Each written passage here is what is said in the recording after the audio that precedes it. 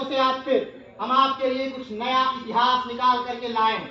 तो आइए जानते हैं इतिहास में एक नई घटना के बारे में। आज हम बात करते हैं एक ऐसे क्रांतिकारी की जिन्होंने भारत को आज़ाद करने के लिए अपना महत्वपूर्ण योगदान दिया था। उनका नाम था चंद्रशेखर आजाद।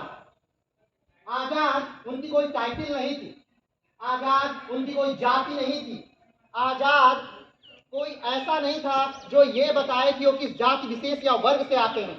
आजाद का मतलब उन्होंने अपने आप को इस संबोधन से लगाया था, आजाद शब्द को, कि वो आजाद हैं। जब एक बार 10 से 12 साल की उम्र में महात्मा गांधी के आंदोलन में जब वो चल रहे थे, उस समय कुछ पुलिस वालों ने उन्हें पकड़ लिया और उसके बाद उन्हें मजिस्ट्रेट के सामने पेश किया गया। मजिस्ट्रेट ने कहा कि अपना गुनाह कबूल करो और तुम्हें छोड़ दिया जाएगा। लेकिन उस समय चंद्रशेखर छोटा बच्चा होते हुए भी उसने कहा कि नहीं,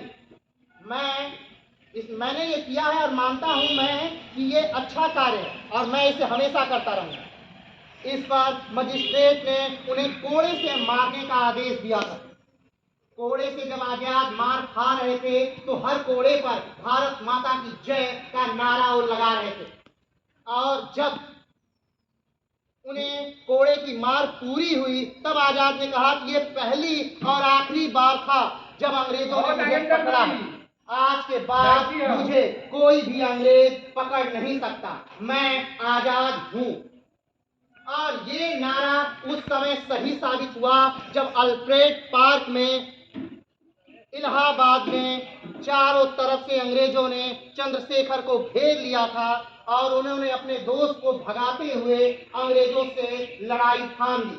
लेकिन चारों तरफ से अंग्रेजों ने उन्हें घेर लिया और आखिरी गोली जब उनके पिस्तौल में बची तो उन्होंने यही बात कही कि मैं आजाद था, आजाद हूं और आजाद रहूंगा। मिट्टी को हाथ में लेते हुए उन्होंने कहा कि हे भारत माता, मुझे माफ करना, मैं आपकी बस इतनी ही सेवा कर सका। और वो पिस्तौल की आखिरी गोली उन्होंने अपने सर में दे मारी। तो ये थे चंद्रशेखर आजाद। सिर्फ इतना ही नहीं, उन्होंने बहुत सारे ऐसे कार्य किए देश के उत्थान के लिए या देश की आजादी के लिए। जब एचआरए का गठन हुआ था उस समय चंद्रशेखर आजाद सबसे आगे बढ़कर सचिंद्रनाथ सान्याल का साथ देने वालों में से एक थे। कानपुर में जब अंग्रेजों और क्रांतिकारियों का द्वंद्व चल रहा था उस समय भी आजाद सबसे आगे थे। तो आजाद ने एचआरए को बदल करके एचएसआरए भगत सिंह के साथ मिलकर, यानी हिंदुस्तान रिपब्लिक सोशल एसोसिएशन, यानी उन्होंने कहा कि आज गोरे साहब हैं, कल काले साहब आ जाएंगे और परसों फिर कोई पैसा वाला व्यक्ति आ जाएगा।